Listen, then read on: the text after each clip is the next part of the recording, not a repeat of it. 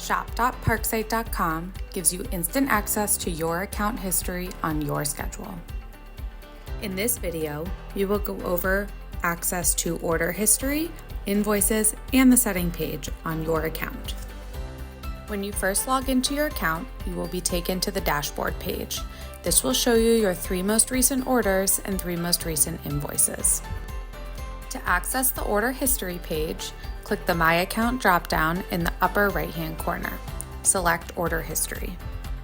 The Order History page will show you a comprehensive view of all orders associated with your account, dating back to May of 2022. This includes orders that were placed over the phone, via email, and on the e-commerce website. To search through your order history, you can use the search bar and type in the Parksite order number, your purchase order number, or a product description. You can also search by order status and order date. Use the drop-down arrow next to the order number for a quick preview of the order.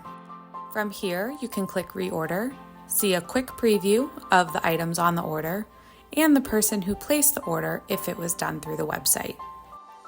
Click View Details to see a more detailed overview of this order. Order acknowledgements will be available for download on this page in the far right-hand column. Click Download to have instant access to your order acknowledgement PDF. To navigate to the Invoices page, again, use the My Account dropdown in the upper right-hand corner and select Invoices. Just like the order history page, this is a comprehensive view of your account's invoices. You can sort through your invoices using the search bar by typing in a purchase order number. You can sort by status and date as well. Click the Download button to download a PDF version of your invoice. The PDF download of your invoice will include a signature, which is your proof of delivery if your order was delivered on a Parksite truck.